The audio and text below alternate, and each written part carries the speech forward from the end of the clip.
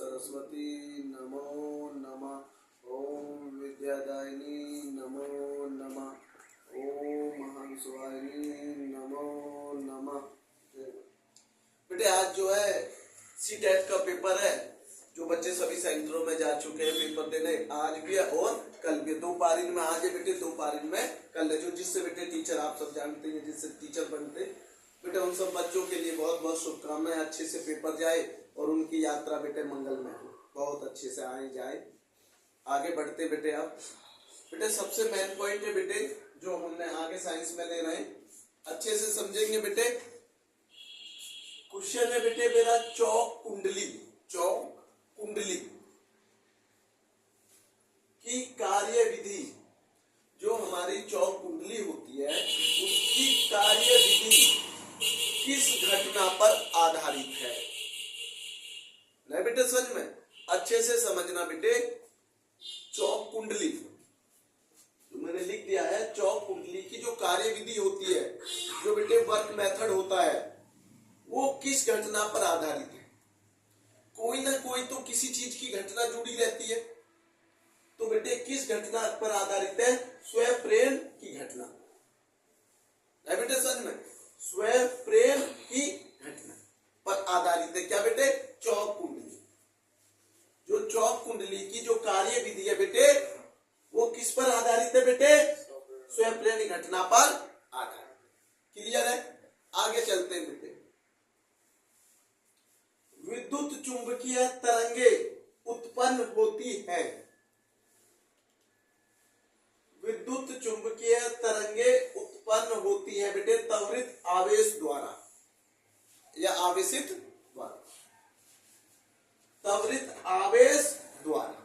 अगर question paper में याद है बेटे, विद्युत चुंबकीय तरंगे उत्पन्न होती हैं, तो बेटे जो विद्युत चुंबकीय तरंगे उत्पन्न होती है बेटे त्वरित आवेश द्वारा। त्वरित आवेश द्वारा। क्लियर है बेटे? 2 क्वेश्चन आपको मैंने बताए। प्रकाश का परावर्तन किसे कहते हैं? बेटे ये पेपर में हमारे बहुत सारा क्वेश्चन आता। बेटे इधर हो जाओ, आप दोनों इधर हो जाओ और उसे आराम से उसे रख दो वहां पे। चल, तो इसमें क्या है बेटे? प्रकाश का परावर्तन किसे कहते हैं? ये हमारे एग्जाम बोर्ड में बेटे बहुत ज्यादा क्वेश्चन आता है, चाहे वो 12th में हो चाहे बेटे हमारा 10th में हो। प्रकाश का परावर्तन समझिए बेटे। जब प्रकाश की किरणें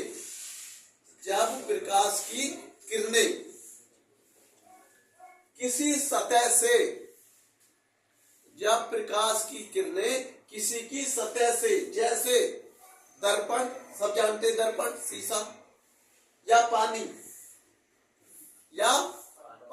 मैंने इसलिए ब्रैकेट में बंद कर दिया। आप ये पूछने लगे कि भाई सतह क्या हो सकती है, कहां से वापस लौट जाता है, तो मैंने उसमें लिख दिया है जैसे दर्पण या पानी से टकराकर वापस उसी माध्यम से लौट जाए, उसे प्रकाश का परावर्तन कहते हैं। इस घटना को समझ लीजिए।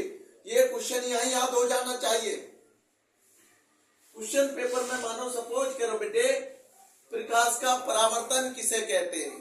प्रकाश का परावर्तन किसे कहते हैं? तो बेटे आंसर लिखेंगे, जब प्रकाश की किरण, क्या बेटे?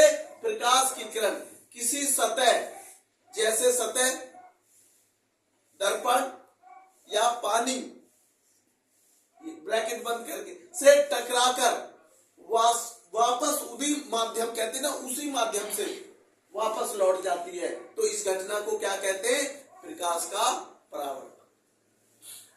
समझ गए होंगे? आगे चलते बेटे। ये तो है प्रकाश का परावर्तन किसे कहते हैं। क्वेश्चन ये है प्रकाश किसे कहते हैं। बेटे क्वेश्चन में से क्वेश्चन 1 से लगते हैं, लेकिन अंतर होता, वहां प्रकाश परावर्तन था, यहां केवल इतना है प्रकाश किसे कहते हैं। वैसे तो तुम सभी सिंपल भाषा में जानते हैं प्रकाश क्या है, उजाला। उजाला हो गया। प्रकाश किसे कहते हैं? प्रकाश उस विद्युत चुंबकीय विकिरण को कहते हैं जिसे हम अपनी आंखों से देख सकते हैं, जिसे हम अपनी आंखों से देख सकते हैं, जो हमें स्पष्ट दिखाई दे, तो वो क्या है बेटे? प्रकाश कहते हैं। तो प्रकाश किसे कहते हैं? प्रकाश उस विद्युत चुंबकीय विकिरण को कहते हैं जिसे हम अपनी आंखों से देख सकते हैं। और प्रकाश परावर्तन क्या है बेटे? जब प्रकाश की किरणें किसी सतह से, सतह का मतलब मैंने बता दिया दर्पण या पानी से, वापस उसी माध्यम से टकराकर लौट जाती हैं, तो इस घटना को क्या कहते हैं? प्रकाश का परावर्तन कहते हैं। आगे चला बेटे मैं, गोलीय दर्पण, ये पेपर में मैंने अधिकांश देखा बेटे, न्यूमेरिकल सवाल में भी इसका जब वो पूछता है गोलीय दर्पण का, वो निकालिए पूरा, तो आपको सूत्र पता होना चाहिए। जब तक आपको गोलीय दर्पण का सूत्र नहीं पता होगा तो आप उसको हल नहीं कर सकते सवाल को। तो गोलीय दर्पण का सूत्र क्या है बेटे? समझिए, 1/F, 1/F बराबर 1/V प्लस 1/U। अच्छे से समझ लीजिए, कभी कभी वीडियो में उसमें नहीं दिखाई देता तो आवाज को सुना करो बेटे। मैं मानता हूं कि आवाज में थोड़ा मेरी में दिक्कत चल रही है, लेकिन बेटा मैं प्रयास तो बहुत कर रहा हूं, ऐसे नहीं है। 1/F बराबर 1/V प्लस 1/U। तो सर हमें ये बताइए F का मतलब क्या है? फोकस दूरी। F का मतलब क्या है? फोकस दूरी। और सर V का मतलब प्रतिबिंब की दूरी। V का इसमें मतलब क्या होता? प्रतिबिंब की दूरी। अनुसार U का मतलब क्या होता? वस्तु की दूरी। ये मैंने इसलिए ब्रैकेट में लिख दिया कि आप भूले ना, उसे देख लेंगे। F का मतलब फोकस दूरी और V का मतलब प्रतिबिंब की दूरी, और ये मेरे बेटे U का मतलब है वस्तु की दूरी। अब हमारा क्वेश्चन एक बार मैं फिर समझा रहा हूं, गोलीय दर्पण का सूत्र क्या है? गोलीय दर्पण का सूत्र क्या है? 1/F equal to 1/V plus 1/U। F का मतलब फोकस दूरी, V का मतलब प्रतिबिंब की दूरी, U का मतलब वस्तु की दूरी। तो आप गोलीय दर्पण का सूत्र लिख देंगे, उसका सवाल आएगा, फॉर्मूला में रखेंगे और सवाल को हल करेंगे। आगे चलते बेटे, ऐसे दो प्रक्रमों के नाम लिखो, ऐसे दो प्रक्रमों के नाम लिखो जिनमें किसी पृष्ठ से मुक्त इलेक्ट्रॉन उत्सर्जित होते हैं। मुक्त उत्सर्जित होते हैं इलेक्ट्रॉन। मैंने पूछा ऐसे दो प्रक्रमों के नाम लिखो जिनमें किसी पृष्ठ से मुक्त इलेक्ट्रॉन उत्सर्जित होते हैं। तो बेटा इसका आएगा प्रकाश विद्युत उत्सर्जन और बेटे तापायनिक उत्सर्जन। दो मैंने पूछे हैं, पहला हो गया प्रकाश विद्युत उत्सर्जन और दूसरा होगा बेटे तापायनिक उत्सर्जन। ये मेरे 6 क्वेश्चन हो गए। अब मैं आपको 2 मिनट में, जो पीछे आए बच्चे, मैं बता रहा हूं चौक कुंडली की कार्य विधि। आप भी मुझे बताएंगे आंसर, आप भी बोलेंगे और तेज आवाज में बोला करो बेटे। आप तो इतने बच्चे तो आवाज, मेरे तो अकेला हूं भाई। चौक कुंडली की कार्य विधि किस घटना पर आधारित है? स्वयंप्रेरण घटना पर। विद्युत चुंबकीय तरंगें उत्पन्न होती हैं त्वरित आवेश द्वारा, त्वरित आवेश द्वारा। प्रकाश का परावर्तन किसे कहते हैं? सभी एक लय में बोलेंगे सभी। प्रकाश का परावर्तन किसे कहते हैं? बोलिए।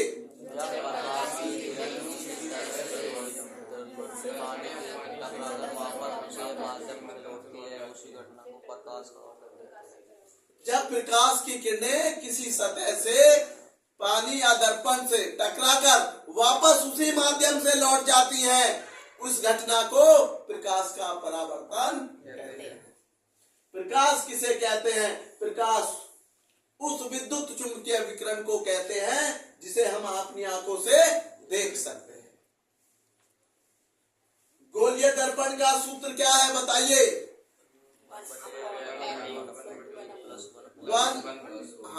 1/F बराबर 1/V प्लस 1/U। F का मतलब फोकस दूरी और V का मतलब प्रतिबिंब की दूरी और U का मतलब वस्तु की दूरी। इन जब हम सबको सॉल्व करेंगे तो हमारी क्या निकल आएगी, फोकस दूरी। आगे चला, ऐसे दो प्रक्रमों के नाम लिखे जिनमें किसी पृष्ठ से मुक्त इलेक्ट्रॉन उत्सर्जित होते, प्रकाश विद्युत उत्सर्जन और तापायनिक उत्सर्जन। आगे चलता बेटा, इसको मिटाता हूं।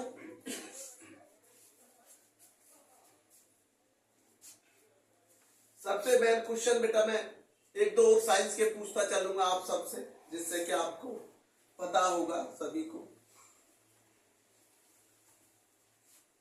ये बताइए बेटे मुझे, अम्ल किसे कहते हैं?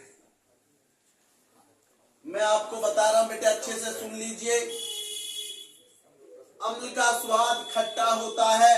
ये पेपर में कितनी बार क्वेश्चन आता है, इसलिए बेटे मैंने आपको एक बार फिर इसको समझा रहा हूं। जो बच्चे अम्ल किसे कहते हैं अच्छे से समझना बेटे। अम्ल का स्वाद खट्टा होता है बेटे, अम्ल का स्वाद खट्टा होता है। ये नीले लिटमस को लाल कर देता है, नीले लिटमस को लाल कर देता है। इसका पीएच मान 7 से कम होता है बेटे। इसका पीएच मान कितना होता है बेटे? 7 से कम होता है। अच्छे से आपको समझना है। क्वेश्चन अगर अम्ल आ जाए तो अम्ल का स्वाद खट्टा होता है, जिसका स्वाद बेटे खट्टा लगता है। और इसका ये नीले लिटमस को लाल कर देता है बेटे। इसका पीएच मान 7 से कम होता है। नहीं बेटे समझ में? तो ये सभी को बेटे आपको पता होना चाहिए। एक एक दो दो क्वेश्चन हम पुराने रिपीट करके बेटे आपको याद कराते रहेंगे। अब जो हम चल रहे हैं बेटे, आज मैं थोड़ा एसएसटी पे चलूंगा, जो हमारी भारतीय राष्ट्र गौरव संस्कृति को करती है टारगेट। पहला पेपर बीकॉम बीए में ये भी पेपर होता है 009 कोड। और बेटे हमारे एसएसटी में जो 10th 12th के बच्चे और जो बच्चे यूपी टेट सीटेट ये सभी की तैयारी कर रहे हैं, पुलिस, सब में एसएसटी का एक समावेश होता है। क्या होता है बेटे? समावेश होता है। एसएसटी में सारी सब्जेक्ट को जोड़ सकते हो आप, चाहे वो ज्योग्राफी हो, चाहे बेटे हिस्ट्री हो, चाहे सिविक्स हो, चाहे मेरे बेटे आप लोगों का जो है, जैसे वो कहते हैं ना कि जीके टाइप में कोई भी क्वेश्चन आपका वो हो सकता है जनरल नॉलेज के बेस पर। तो मैंने पहले क्वेश्चन कल आपसे किया था, एक क्वेश्चन पुराना रिपीट करूंगा। बंगाल का विभाजन कब और किसने किया था? मैंने कल बोला था आपसे सुनूंगा, जब तो आप याद करेंगे। बंगाल का विभाजन कब हुआ था? 1905। एक ही बच्चे की आवाज क्यों है ये? बंगाल का विभाजन कब हुआ था? 1905। किसने किया था? लॉर्ड कर्जन ने किया था। लॉर्ड कर्जन ने किया था। लॉर्ड कर्जन ने क्या किया था? लॉर्ड कर्जन ने बंगाल का विभाजन कब किया था? बंगाल का विभाजन। काकोरी कांड कब हुआ? 1925। बहुत बढ़िया, 1925। क्योंकि मैंने बताया था लखनऊ से सहारनपुर जाने वाली ट्रेन में जो सरकारी खजाना था वो लूट लिया गया था। आया कुछ समझ में? उसके बाद मेरा जो मुख्य पॉइंट है, मैंने कहा था हमारे गांधी जी ने कितने सत्याग्रह आंदोलन चलाए? जो अंग्रेजों के खिलाफ देश की आजादी के लिए कितने आंदोलन चलाए थे? 7। मैंने क्वेश्चन में पेपर में यह भी पूछा जा सकता, पहला आंदोलन गांधी जी ने कौन सा चलाया था? चंपारण सत्याग्रह। लुगरू जी कब चलाया गया था? 1917 में। कब चलाया गया था? 1917 में चलाया था बेटे। गांधी जी ने चंपारण सत्याग्रह कब चलाया बेटे? 1917। पहला आंदोलन ये रहा। दूसरा आंदोलन जानते हैं कौन सा था? अहमदाबाद मिल हड़ताल, जो 1918 में 1900 और तीसरा भी 1918 में 2 आंदोलन किए थे। खेड़ा आंदोलन। क्या? खेड़ा आंदोलन। 2 आंदोलन किए थे। कितने आंदोलन किए थे बेटे? 2 आंदोलन किए थे गांधी जी ने उस समय 1918 में। क्या बेटे? 1918 में। बेटे उसे चेकआउट कर ले, कभी वहां से तो नहीं बात है। हाँ ठीक है बेटे। तो सबसे मेन पॉइंट क्या है बेटे, जो मैं आपको समझा रहा हूं कि हमारे गांधी जी ने पहला आंदोलन जो किया था बेटे वो चंपारण सत्याग्रह 1917 में 1917। 1918 में बेटे उन्होंने 2 किए थे और वो फरवरी मार्च में ही ज्यादा तर किए गए थे। तो बेटे उसमें हमारा ये अहमदाबाद मिल हड़ताल और उन्होंने 1919 में रॉलेट एक्ट के खिलाफ आंदोलन किया था। 1920 में असहयोग आंदोलन, मैं समझा चुका हूं, असहयोग आंदोलन। और 1930 में दांडी या सविनय आंदोलन, दांडी मार्च, सविनय आंदोलन। और लास्ट आंदोलन गांधी जी ने किया था 1942 में 1942 में भारत छोड़ो आंदोलन, भारत छोड़ो आंदोलन गांधी जी ने किया था। अब मैं जो क्वेश्चन बेटा आपका ले रहा हूं वो आप समझेंगे, जो नए क्वेश्चन है आपके लिए, और आपको पता भी होना चाहिए।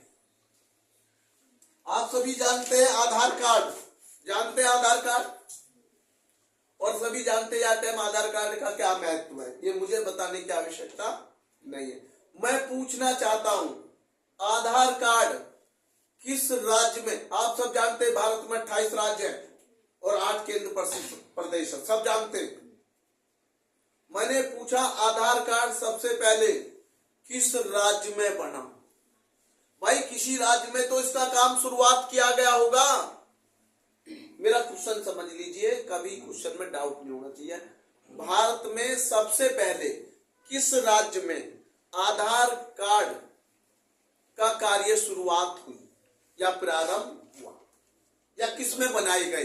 मैं तो कोई सा भी क्वेश्चन पूछूं तो आप बताइए, कौन बच्चा बताएगा आधार कार्ड का? बताइए। महाराष्ट्र, बिल्कुल सही है, ये आंसर बिल्कुल सही है। महाराष्ट्र में बनाए गए थे सबसे पहले आधार कार्ड। नहीं आई बेटे समझ में? और 2010 में बनाए गए थे। कब बनाए गए थे? 2010 में। 29 सितंबर 2010 में ये कार्य शुरू किया गया था आधार कार्ड का बनाना। 29 सितंबर 2010 महाराष्ट्र में। कहां किए गए थे बेटे? महाराष्ट्र में 29 सितंबर 29 सितंबर और बेटे 2010 से स्टार्ट हुई थी। इसका मतलब कह सकते हैं उस समय कांग्रेस की सरकार थी। उस समय हमारे देश के प्रधानमंत्री डॉक्टर मनमोहन सिंह थे। उस समय हमारे देश के प्रधानमंत्री कौन थे? डॉक्टर मनमोहन सिंह थे।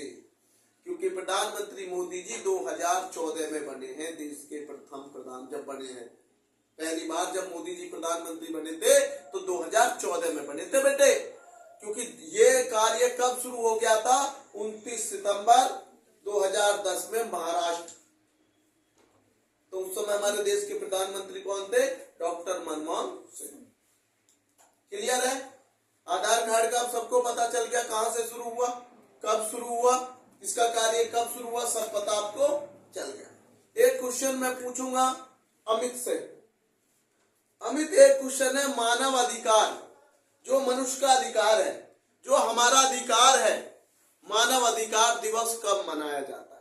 भाई मनुष्य, हमारा मानव का अधिकार है, जैसे कहते हैं उपभोक्ता दिवस, कंज्यूमर एक्ट कब लागू हुआ, सबके अलग अलग मायने हैं। मैंने क्वेश्चन पूछा है मानव अधिकार दिवस कब मनाया जाता? मेरा क्वेश्चन तो ये है। तो गुरुजी ऑप्शन बोल देंगे? हाँ बोल रहा हूं। 10 अक्टूबर, 10 मार्च, 10 नवंबर, 10 दिसंबर। तो इसका सही आंसर है 10 दिसंबर। मानव अधिकार दिवस कब मनाया जाता है? 10 दिसंबर को मनाया जाता बेटे। ये मानव अधिकार दिवस है बेटे। क्या है? मानव अधिकार दिवस। ये क्वेश्चन पेपर में, कंपटीशन में बहुत ज्यादा आता बेटे। मानव अधिकार दिवस कब मनाया जाता? 10 दिसंबर को। क्लियर है? ये क्वेश्चन मैं अभी सुनूंगा जो आपसे रिपीट कर रहा हूं, ये ध्यान रखना माइंड को अभी सेटअप करके। तो मानव अधिकार दिवस कब मनाया जाता अमित? 10 दिसंबर।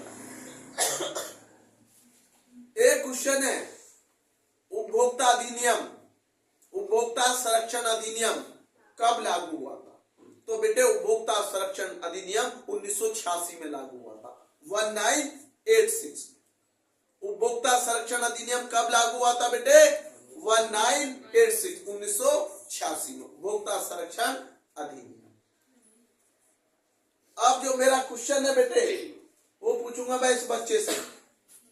भाषा के आधार पर, किसके आधार पर? भाषा के, जो लैंग्वेज होती है, भाषा के आधार पर किस राज्य का नाम रखा गया? देखो सुनिए, भाषा के आधार पर कौन सा राज्य है या कौन सा राज्य बना था भाषा के आधार पर? भाई आप सभी जानते भाषा लैंग्वेज होगी हमारे, तो मेरा क्वेश्चन है भाषा के आधार पर बनने वाला राज्य कौन सा है, बताइए। आंध्र प्रदेश, आंध्र प्रदेश भाषा के आधार पर बनने वाला राज्य जो है वो कौन सा है बेटे? आंध्र प्रदेश। ध्यान रखना, आंध्र प्रदेश। जो आपसे पेपर में आ जाए कि भाषा के आधार पर कौन सा राज्य बना था? आंध्र प्रदेश। क्लियर है? अब नंबर है पीछे वालों से, मुझे बताइए चोरी चोरा कांड कब और कहां हुआ? पीछे वाले बताएंगे केवल। चोरी चोरा कांड कब और कहां हुआ, बताइए उसका आंसर। कौन बच्चा बताएगा? 1900 गोरखपुर में। चोरी चोरा कांड कहां हुआ बेटे? गोरखपुर में 1922। क्योंकि बेटे उसमें बहुत सारी जो है चौकियां जो थी बेटे, पुलिस चौकियां, वो जला दी गई थी, जिसमें कहा जाता है कि 24, 25 या 22 लोग उसमें पुलिसकर्मी मारे गए। तो गांधी जी ने वो आंदोलन बंद करा दिया, क्योंकि गांधी जी नहीं चाहते थे खून खराब निर्दोष लोग मारे जाएं, जिससे कि देश में शांति फैले। वो शांति को से देश की आजादी चाहते थे, लेकिन अंग्रेजों ने ऐसा नहीं मौका दिया। नहीं बेटा सच में? तो सबसे मेन चीज है बेटे, मैंने अभी आपसे पूछा, अगला क्वेश्चन पूछ रहा हूं, मुस्लिम लीग की स्थापना कब हुई? मुस्लिम लीग स्थापना कब हुई? अच्छे से ध्यान रखना, मुस्लिम लीग स्थापना कब हुई? कौन बच्चा बताएगा स्थापना कब हुई? मुस्लिम लीग की स्थापना कब हुई? कौन बच्चा बताएगा मुस्लिम लीग की स्थापना? मुस्लिम लीग की स्थापना कब हुई बेटे? 1906। बिल्कुल करेक्ट है इन बच्चे का आंसर। 1906 में मुस्लिम लीग की स्थापना हुई थी। मुस्लिम लीग की स्थापना कब हुई थी बेटे? 1906। 1906 इसका मतलब 1906। और भारतीय राष्ट्रीय कांग्रेस की स्थापना हमने कल बताई थी 1885 में। भारतीय राष्ट्रीय कांग्रेस की स्थापना कब बताई थी? 1885। इसका मतलब 1885। और जो अभी हमने बताई मुस्लिम लीग की स्थापना 1906 में हुई है। मुस्लिम लीग की स्थापना ध्यान रखना, मुस्लिम लीग की स्थापना कब हुई? 1906 में। नहीं बेटे सच में? कब हुई थी? 1906 में। आप बताएंगे अंकित, भारत का विश्व में, जो भारत का विश्व में क्षेत्रफल की दृष्टि से कौन सा स्थान है? भारत का क्षेत्रफल की दृष्टि से हमने पहले भी बता चुके हैं कई बार, और कमेंट में भी कुछ बच्चों के आंसर राइट मिलते हैं, और कल भी जो हमने कमेंट में छोड़ते हैं जो क्वेश्चन आपके लिए, कुछ बच्चे उसका आंसर बिल्कुल राइट देते हैं। बताइए भारत का क्षेत्रफल का में जो स्थान है विश्व में, वो कौन सा है? 7वां स्थान। भारत का विश्व में क्षेत्रफल की दृष्टि से कौन सा स्थान है बेटे? 7वां स्थान। अब नंबर आता है आपका भारत और पाकिस्तान। भारत और पाकिस्तान का युद्ध, मैं कहूं तो क्या मैं ऑप्शन दे रहा हूं, भारत पाकिस्तान का युद्ध कब हुआ? भारत और पाकिस्तान का युद्ध कब हुआ? मैं आपको ऑप्शन दे रहा हूं, भारत और पाकिस्तान, भारत और पाकिस्तान, पाकिस्तान का युद्ध कब हुआ? ऑप्शन में दे रहा हूं, ए में 1955, बी में ऑप्शन दे रहा हूं 1962, सी में ऑप्शन दे रहा हूं 1965, और डी में दे रहा हूं 1980। मैंने ये क्वेश्चन दिया बेटे भारत और पाक का, या तो द्वितीय कहूं, मैं चाहूं तो इसमें एक क्वेश्चन और जोड़ सकता हूं। मैंने क्वेश्चन जोड़ा भारत और पाकिस्तान का युद्ध कब हुआ। कभी कभी पेपर में ऐसे भी आ जाता है भारत और पाकिस्तान का द्वितीय युद्ध कब हुआ, या प्रथम युद्ध कब हुआ, या कारगिल का युद्ध कब हुआ। कारगिल का युद्ध जो हुआ था बेटे 1999 में हुआ था। कारगिल का युद्ध बहुत भयंकर युद्ध, लंबे समय तक चला था, कितने हजारों सैनिक मारे गए। नहीं बेटे समझे, उस समय हमारे प्रधानमंत्री जी अटल बिहारी वाजपेयी हुआ करते थे। और बेटे अटल बिहारी वाजपेयी के उसमें एक चीज बहुत प्रमुख है बेटे, पोखरण परमाणु परीक्षण 1998 में 1998 11 मई और 13 मई को सफल परमाणु परीक्षण एपीजे अब्दुल कलाम ने किया था, जो अटल बिहारी उस समय प्रधानमंत्री हुए।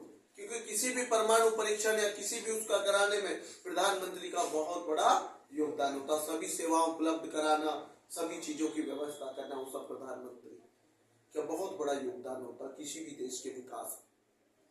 तो मैंने आपसे क्वेश्चन जो पूछा है उस क्वेश्चन का मतलब है भारत और पाकिस्तान का युद्ध इन सन में कब हुआ, भाई ये बता दो। 1965, बिल्कुल इस बच्चे का राइट है। 1965 में भारत और पाकिस्तान का युद्ध हुआ, उसमें भारत विजय हुआ। ये कश्मीर से जुड़ा हुआ विवाद पर वो था नहीं, जो कश्मीर से जुड़ा हुआ विवाद, सीमाओं का, जो जमीन को वो अपनी कब्जाना चाहते रहते पाकिस्तान, तो जो कश्मीर का विवाद पर बेटे, तो ये कब हुआ था 1965 में, जिसमें हमारा भारत विजय हुआ। और कारगिल का युद्ध मैं बता चुका हूं बेटे 1999 में हुआ था, और उसमें भी हमारा भारत विजय हुआ था। नहीं बेटे समझ में। तो ये सब चीजें बेटे मैंने आपको भारत और पाकिस्तान के बारे में। आज मैं जो चलता हूं पानीपत की तरफ चल रहा हूं। किसकी तरफ? पानीपत। आप सभी जानते हैं पानीपत हरियाणा में है। किस राज्य में है पानीपत शहर? हरियाणा में। हमारा पानीपत, सोनीपत हरियाणा स्टेट में ये पढ़ते हैं दोनों। मेरा क्वेश्चन ये है आप सभी से, पानीपत का प्रथम युद्ध कब हुआ? मैं यहाँ क्वेश्चन लिख रहा हूं, पानीपत का प्रथम युद्ध। आज मैं दो युद्ध लिखूंगा, प्रथम युद्ध और बेटे द्वितीय युद्ध। ये मैं आज एक उससे नहीं चल रहा हूं, क्योंकि कभी कभी दूसरा पूछ लिया जाता है। पानीपत का प्रथम युद्ध 1526 में हुआ था। कब हुआ था बेटे? 1526। इस समय हुआ था पानीपत का प्रथम युद्ध। गुरुजी तृतीय युद्ध कब हुआ? द्वितीय युद्ध, सॉरी, कौन सा? द्वितीय। बेटे मुझे तो इतना पता है, 30 वर्ष जोड़ लो, 30 वर्ष बाद हुआ था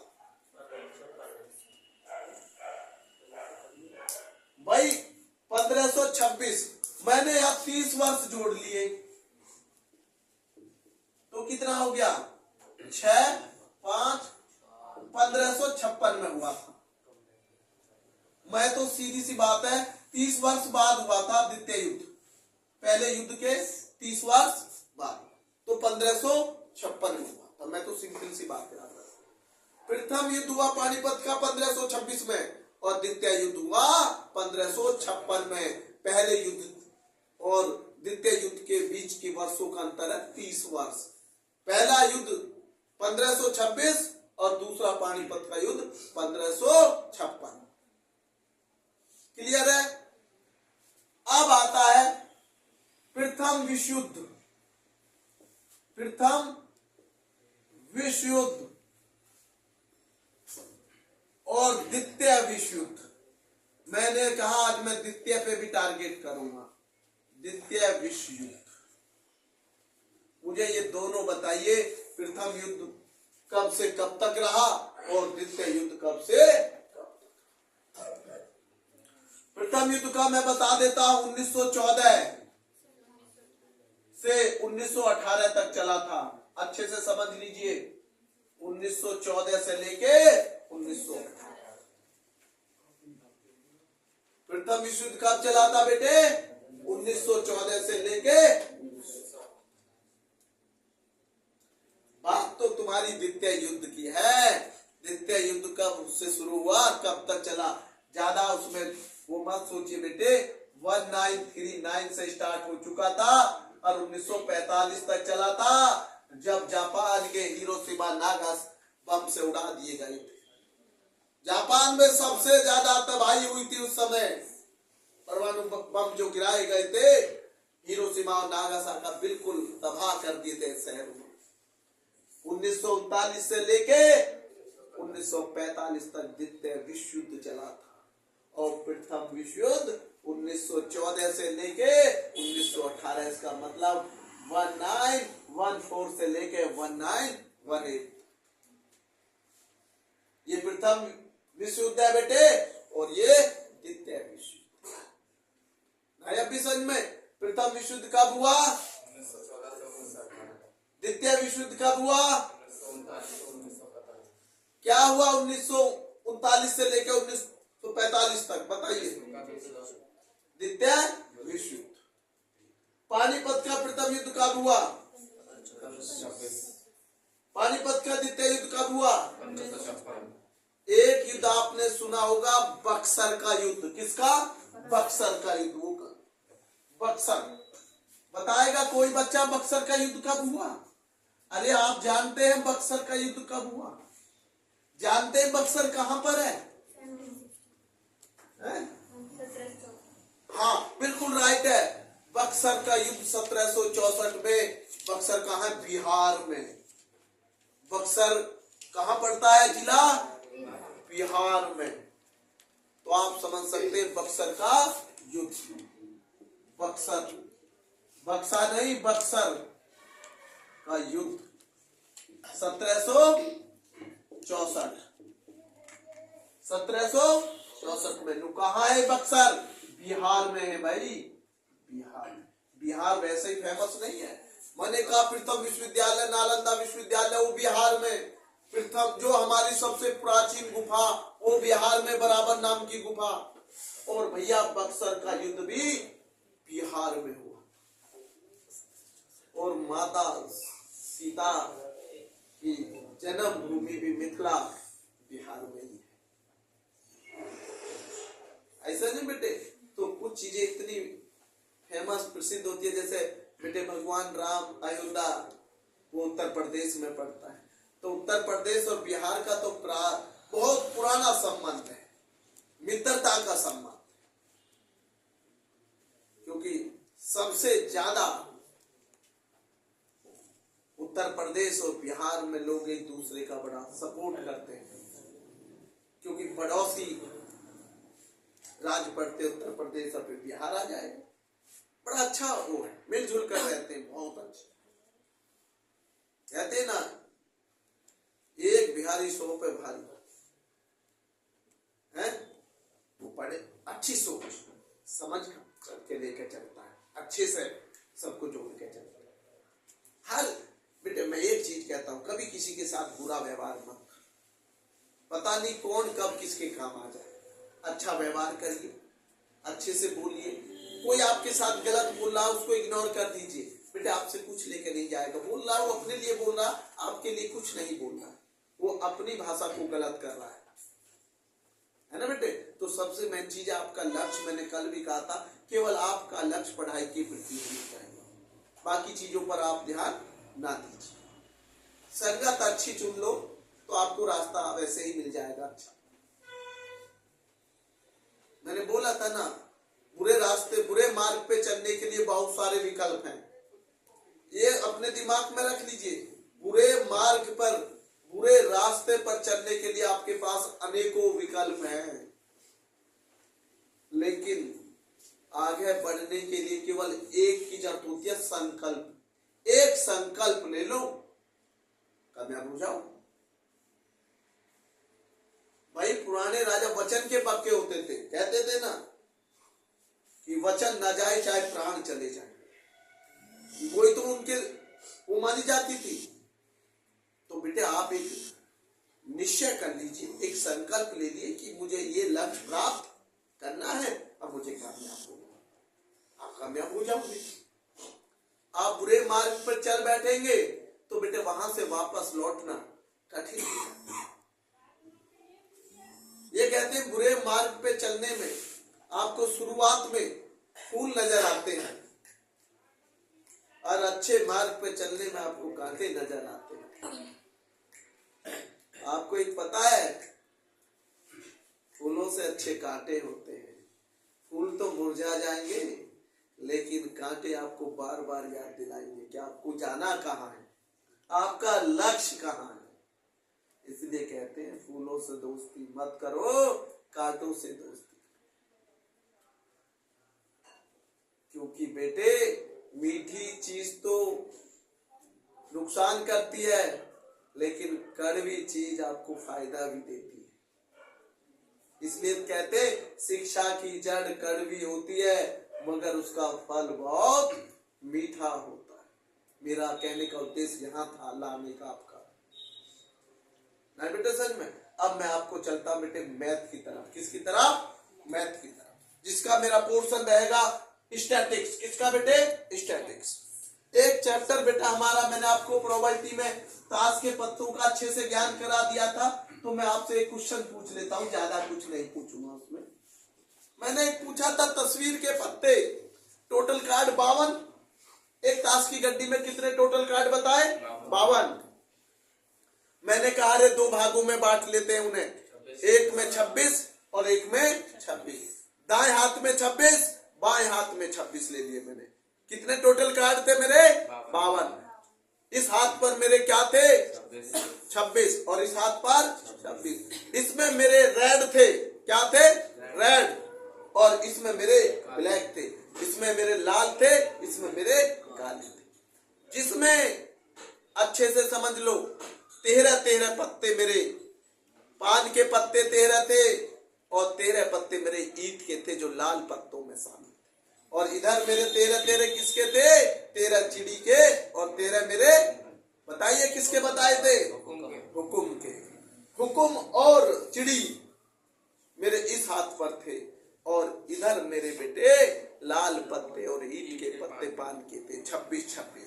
मैंने क्वेश्चन क्या पूछना चाह रहे हो गुरुजी? मैं तो ये पूछना चाह रहा हूं, अगर आपसे पूछ लिया जाए तस्वीर के पत्तों की प्रियता ज्ञात कीजिए या फेस कार्ड की प्रोबेबिलिटी फाइंड कीजिए, तो आप कैसे निकालेंगे? कितने बताए मैंने फेस कार्ड? 12। क्योंकि मैंने कहा था जो 13 के टुकड़े होते हैं 4, 13 और 13, यही तो 52 हुए। मैंने इनमें आपसे कहा था भाई इसमें एक तो रानी होगी और एक राजा भी होगा और एक गुलाम भी होगा। जब ये राजा रानी होते तो गुलाम जरूर होता है। तो जब इसमें 3 तो इसमें भी तो 3 होंगे, 6 तो इसमें भी क्या होंगे? 3, 9 और इसमें भी होंगे 3। तो कितने होंगे टोटल फेस कार्ड? 12। तो इसका हमारा प्रियता होगी 12/52। तो 3/13, क्योंकि 4 से काट दिया, 4 दिया 12 और 4 से काटा 13 चौका 52। तो मेरा आंसर आ गया बेटे 3/13। नहीं बेटे समझ में? लेकिन मैं इसको नहीं, आज मैं बेटे आपको स्टेप डिवीजन से, क्योंकि कुछ बच्चों की डिमांड थी कल कि सर डायरेक्ट मेथड हम इनको प्रत्यक्ष विधि से बहुत अच्छे से सीख गए और लघु विधि भी हम पे बहुत अच्छे से आगे शॉर्टकट मेथड, जो लघु विधि बेटा हमने आपको कराया था। लेकिन एक विधि बेटा पद विचलन विधि थोड़ी सी उन बच्चों को दिक्कत कर रही है। हमने कहा भाई हम कल प्रयास करेंगे आपको बहुत अच्छे से कराते। टाइम कितना होगा बेटे? बस इतना आप देख लीजिए। 40। कितना? 40। अभी हमारे पास टाइम है 15 मिनट का टाइम है। हम बहुत अच्छे से आपको समझा देंगे 15 मिनट। जहां से बेटे समझ में नहीं आएगा वहां तुरंत खड़े होकर आज हम आपको ऑप्शन दे रहे हैं कि आप उनसे तुरंत क्वेश्चन का जवाब करेंगे, बिल्कुल खड़े होकर इस पर। हमने क्लास इंटरवल ले ली। क्लास इंटरवल को हिंदी में क्या बोलते हैं? वर्ग अंतराल। क्या बोलते हैं? वर्ग अंतराल। ये ले लिया हमने। और हमने अगला कॉलम जो हम बना रहे हैं आप समझिए, हम पहले कॉलम को टारगेट करता हूं मैं हमेशा, एफ। तो मैंने क्लास इंटरवल लिखी 0 से 10, 10 से 20, 20 से 30, 30 से 40। और आज हम आपको एक क्वेश्चन घर के लिए भी देंगे, पद विचलन विधि का। वो आप हमें कमेंट में आंसर लिख के भेजेंगे। आज हम आपको घर को भी देंगे। मैंने क्लास इंटरवल में क्या लिखा बेटे? 0 से 10, 10 से 20, 20 से 30, 30 से 40, 40 से 50। अब बेटे मेरा एफ देखिए, 3, 2 कुछ भी हो सकता बेटे। ये मेरा एफ हो गया। फ्रीक्वेंसी, तो फ्रीक्वेंसी को क्या बोलते हैं? बारंबार। ये बेटे हमारे बीकॉम में भी क्वेश्चन आता है, 15 नंबर का दे देते हैं कुछ पेपरों में, कुछ पेपर में अलग अलग डिफरेंट है। हमारे यूपी बोर्ड 10th क्लास में 4 नंबर में दे देते हैं, कुछ 2 नंबर में भी आ जाते हैं। सीबीएसई बोर्ड में भी कभी 4 नंबर का होता, कभी 2। सब पेपरों में नंबर मार्किंग अलग अलग होती है हर किसी पेपर में, जैसे जैसे कोर्स के अकॉर्डिंग। लेकिन ये क्वेश्चन का महत्व तो बहुत बड़ा है। मैं मानता हूं स्टैटिक्स को रीढ़ की हड्डी, मैं अपना विचार बताऊं, स्टैटिक्स वो रीढ़ की हड्डी है। जैसे कहते हैं ना हमारे शरीर में रीढ़ की हड्डी के बिना हम स्थिर खड़े नहीं हो सकते, हम बेकार हैं उसके बिना। अगर आपको स्टैटिक्स का ज्ञान नहीं है तो हम कभी भी किसी भी कार्य में सफल नहीं हो सकते, चाहे वो व्यापार हो, चाहे आप शिक्षा के क्षेत्र में जा रहे हैं। बिना संख्याओं के ज्ञान के तो कुछ भी नहीं है। संख्याओं का ज्ञान कौन कराएगी?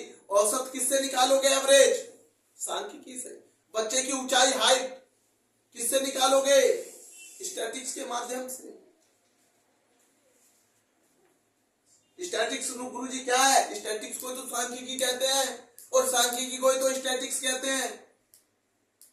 अब हम चले फ्रीक्वेंसी बारंबारता। देखो मेरा कॉलम बनाने का तरीका और अपना भी बेटा वो सेम कर लो। देखो बेटा मैं आपको बता रहा हूं, मैं यहाँ एक्स निकाल रहा हूं। क्या बेटे? एक्स।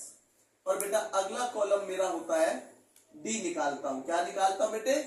डी। और डी जब निकलती है बेटे जब एक्स में से ए घट जाएगा। गुरु जी अब क्या निकाल रहे हो? मैं यू निकाल रहा हूं। क्या? यू। और यू कैसे निकलेगा अच्छे से समझ लेना बेटे, बीच में पूछ लेना अभी मेरे से रोक के मुझे। D upon H, D upon H. और मेरा बेटे लास्ट कॉलम होगा एफ गुना यू। ये मेरे कॉलम बेटे ये निकल गए, एफ गुना यू। मैं पहले कॉलम अगर हम बना लेंगे तो बेटे हमें ये पता रहेगा अंकित कि बेटे किस कॉलम में क्या पूछा गया है। अगर आपको कॉलम नहीं पता होगा कि स्टेप डिवीजन मेथड में कॉलम कितने बनेंगे तो फिर कैसे सवाल कर लेंगे? बताना नहीं कर पाओगे। नहीं बेटे समझ में। जैसे हमें अगर मकान में आपने नींव ही नहीं रखी, पिलर ही खड़े नहीं किए, लेंटर किस पे डालोगे?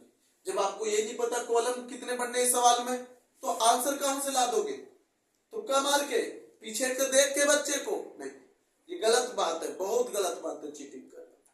या दूसरे आप विश्वास मत कीजिए दूसरे। मैंने क्या कहा? स्वयं पर विश्वास रखिए। जब तुम्हें स्वयं पर ही विश्वास नहीं है तो दूसरे पे तुम क्या विश्वास करोगे? पहली बात तो ये। और विश्वास किसी बाजार में नहीं खरीदा जाता, बाजार मार्केट में मिल जाएगा, नहीं। विश्वास को आप यहाँ ही हल करोगे, सवाल को सीखोगे, कई कई बार करोगे, कई बार, कई घंटा मेहनत करोगे, जब आपका विश्वास पैदा होगा किसी भी सवाल करने। तो बेटा ये क्या है? एक्स। एक्स सभी बच्चों को हमने बताया, दोनों को जोड़ो और आधा कर दो। दोनों को जोड़ो, आधा। 0 10 10, 10 का आधा ये लिख दे। आप ही बताएंगे, आज मैं नहीं बोलूंगा भाई। 10 और 20 30 का आधा, आधा का मतलब 2 का डिवाइड देना, आधा का मतलब 2 का डिवाइड भी देना। और एक चीज और बताऊं आपको, आप ज्यादा मत सोचिए, कितने का अंतर है, इनमें 10 ऐड कर दो, 15 में 10 ऐड करे 25, 25 में 10 ऐड करे 35 में 10 ऐड करे, लो ये आ गया। वो ये बात है, किधर भी कर लो। क्लियर है कॉलम? किसी को कोई डाउट बोलो। ठीक, ये कॉलम क्या कह रहा है, डी बराबर एक्स माइनस ए, डी बराबर एक्स माइनस ए। एक्स तो मेरे पास है, ए तो नहीं है।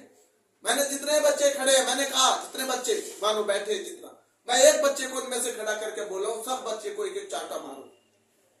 तो बच्चा चांटा कौन मार रहा, एक, और मार कितने मेरा सब में, तो एक्स तो सारे अलग अलग है, लेकिन ए तो एक है।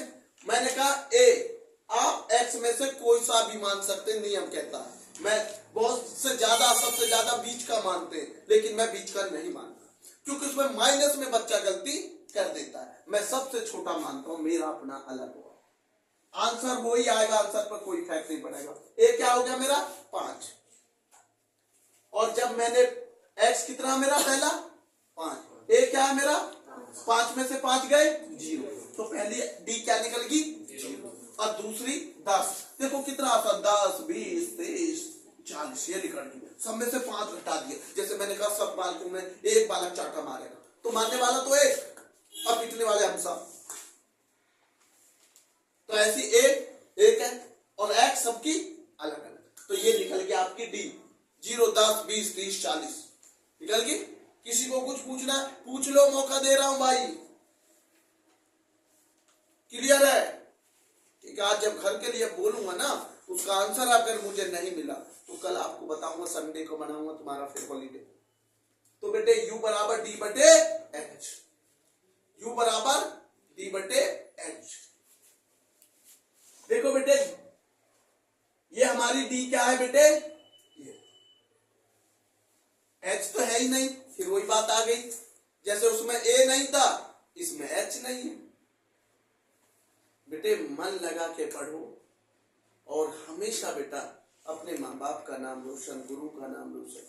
बेटे छोटे पीटने से अगर किसी के मन में ये होता हो, स्कूल की पिटाई से, पीटने से कुछ नहीं होता बेटे। मेरा मानना पीटने से बच्चा कभी नहीं सुधरता। अगर वो सुधार करेगा तो बेटे स्वयं में खुद करेगा, उसे प्यार से समझाओ तो शायद वो मान जाता है। क्योंकि बेटे छोटे बच्चे हो या बड़े बच्चे हो, पिटाई से कुछ नहीं होता बेटा, इन चीजों से हो। आप बहुत समझदार हैं, अपना कैरियर जानते हैं, अपना लक्ष्य आपको कहां ले जाना है, कहां जाना है, ये सब जानते हो बेटा। तो इसलिए आप सबसे बेटा निवेदन है, आप मन लगा के पढ़ें। तो बेटे u कैसे निकलेगा, d अपॉन एच। डी तो गुरुजी है, एच क्या है मैं आपको सिंपल बता रहा हूं, एच क्या होता है। एक्स की दूसरी संख्या में से पहली घटा लो, एक्स की दूसरी संख्या में से पहली संख्या घटा लो। ये कितनी है 15 में से 5 गए, तो h आ गया मेरा, मैंने यहां लिख दिया h बराबर 10 और a बराबर 5। ये दोनों चीज लिख दी भाई अब तुम्हारी। a मैंने कितना माना था 5, और बेटे h कितना माना था 10। तो माना नहीं है, h मैंने निकाला है क्योंकि 15 में से 5 गए, तो मेरा h कितना बचा 10 बचा। तो अब तो आप समझ गए, आप सब जानते हैं जो ऊपर की डी है, डी में किसका डिवाइड करेंगे h का। गुरुजी डी तो सबकी अलग अलग है, बिल्कुल डी हमारी सबकी अलग अलग, और h हमारा कितना है 10। तो बेटे 10 का डिवाइड कर दो, 0 1 2 3 4, देख लो 0 1 2 3 4, सब में 10 का डिवाइड करा भाई। 10 का डिवाइड करा 0 ही बनेगी, 10 का 10 में डिवाइड करेंगे 1, 20 में डिवाइड करेंगे 10 का तो 2, 30 में 10 का डिवाइड करेंगे 3, और उसमें करेंगे 4, क्योंकि 0 खत्म हो जाती है 10 में, क्या ये बच जाएंगे 1 2 3 4। और अब लास्ट कॉलम क्या बचा तुम्हारा, f गुना u। तो बेटे f कॉलम ये रहा और u कॉलम ये रहा दोनों। 3 0 0, 2 1 जा 2, 2 4 जा 8, 3 2 जा 6, 4 5 जा। देख लो बेटे, इन कॉलम, ये वाला कॉलम और ये वाला कॉलम की मैंने मल्टीप्लाई करी है, ये कॉलम और ये कॉलम की मल्टीप्लाई, तो f गुना। अब बेटे मैं इसका जोड़ कर दूं, ये जोड़ हो गया सिग्मा एफ यू। सिग्मा जोड़ का होता, आपको पहले भी बता चुका हूं, एफ यू। इन्हें जोड़ लो बेटे, 8 2 10, 10 और 6 16, कैरी लगा 1, तो कितना हो गया 36 बाई 20, 26, 26 और 10, क्योंकि 8 36 हुआ है नहीं हुआ। और अब इसको जोड़ लो एफ को, सिग्मा एफ। एक बच्चे ने बताया 22, पर मैं जोड़ूंगा 5 4 9, 3 2 5 4 9 2 11 5 16, तो इसलिए मैं इसे जोड़ूंगा। मैं कभी भी दूसरे के कहने पर मैथ नहीं लिखता। आप देखिए, 5 2 7, 7 4 11, 11 2 13 3 16। मैं नहीं लिखता मैथ, कोई बच्चा कोई भी आंसर बता रहा हूं जल्दी से, क्योंकि मुझे डाउट था 22 नहीं है, इसलिए मैं रुक गया। क्लियर है? अब हमें कुछ मिटाना जरूर पड़ेगा कि बेटे फॉर्मूला लगाएंगे, तो बेटे हम इसको मिटा रहे हैं। आप मुझे बता देंगे सिग्मा एफ कितना था, और ये मैं इधर से मिटा दे रहा हूं बेटे। मैंने सिग्मा एफ छोड़ दिया, चलो कि उसे इतना ना मिटाऊं, जो बेटे मुझे जो जिस चीज की जरूरत है मैं उतने कॉलम छोड़ दे रहा हूं। ये लो, मैं इसमें प्रयास करूंगा, थोड़ा मिट गया है सिग्मा, मिटा देता हूं सिग्मा एफ। आप बता देंगे 16, याद रहे सिग्मा एफ। मेरा फॉर्मूला क्या है बेटे मीन का? हम किससे निकाल रहे हैं? Step division method. क्या बेटे? Step division method. आप सभी जानते हैं पद विचलन विधि। कौन सी विधि? पद विचलन विधि द्वारा समांतर माध्य। पद विचलन विधि द्वारा समांतर माध्य। कौन सी विधि द्वारा? पद विचलन। ये पहली बोल चुका था मैं, आज हम पद विचलन विधि द्वारा समांतर माध्य बताएंगे, क्योंकि बेटे हमने प्रत्यक्ष विधि डायरेक्ट मेथड भी बता दिया था, और बेटे लघु विधि शॉर्टकट मेथड भी आप सब बच्चों का क्लियर है। तो ये आज बेटे आपका क्लियर हो जाना चाहिए। ना होगा तो बेटे आप मेरे से फिर पूछ लो, मैं मना नहीं करूंगा बेटे। तो बेटे मेरा फॉर्मूला है a प्लस एच और ब्रैकेट में सिग्मा एफ यू और अपॉन सिग्मा एफ। ये बेटे मैंने लिख दिया स्टेप डिवीजन मेथड का फॉर्मूला। अब ए आपके पास कितना आप बताते चले? एच कितना? 10, सिग्मा एफ यू कितना? 36, और सिग्मा एफ मैंने मिटाया 16, वो आपको पता है सिग्मा एफ कितना था? 16। ठीक है बेटे, अब हम चलेंगे बेटे, देखो बेटे 5 अच्छे से समझना है। यहाँ बेटे जब ब्रैकेट से पहले कोई चिन्ह नहीं होता तो मल्टीप्लाई होती है। आप ऐसे मत कर देना पेपर में 5 + 10 15, ये गलती मत कर दे। 5 प्लस यहाँ कोई चीज नहीं है तो मल्टीप्लाई कीजिए 36 में, किसकी? 10 की, तो ये आ गया 360। कितना आ गया? 360 अपॉन 16। नहीं बेटे समझ में? तो मुझे आप 360 में 16 का डिवाइड कर लीजिए।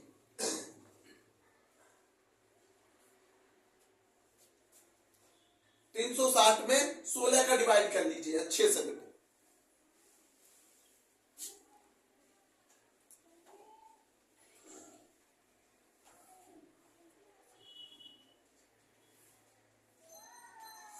जल्दी कीजिए,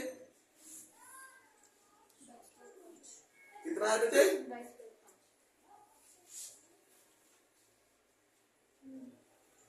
22.5। देख लो बेटा और करके 22. तो बेटे ये मैंने लिख दिया 22.5 तो आंसर आया 27.5, क्योंकि बेटे रुपए को रुपए में जोड़ ले, 22 5 27 और 0.5। मैं अभी डिवाइड को भी चेक करूंगा भाई, ये नहीं है कि मैं डिवाइड को चेक नहीं करूंगा, बिल्कुल करूंगा। हाँ, डिवाइड को जरूर चेक करना चाहिए। कितना था बेटे? 360। 360 में कितने का डिवाइड कर रहे हैं? 16। 16 दूनी 32, ऐसे डिवाइड कर लेते। कितने बचे? 4 0। 16 दूनी 32 और यहां आ गया 8, पॉइंट लगाया, 0 बढ़ाया, 16 पंजे 80। बिल्कुल राइट है जिस बच्चे ने आंसर बताया था, क्योंकि बेटे मुझे चेक करना जरूरी था कि कभी कोई मिस्टेक हो जाती है। तो बेटे बिल्कुल सही है, 22.5 और 5 हमारा क्या था बेटे? यहाँ ए, और इसमें जब जोड़ दिया तो आंसर कितना आ गया? 27 पॉइंट। बेटे मीन निकल गया कौन से मेथड से? स्टेप डिवीजन मेथड से निकल गया आया 27.5। ये है बेटे आपका राइट आंसर। कितना टाइम हो गया बेटे? 56। हाँ बेटे आज का मैं यही रोकूंगा बेटे। धन्यवाद बेटा।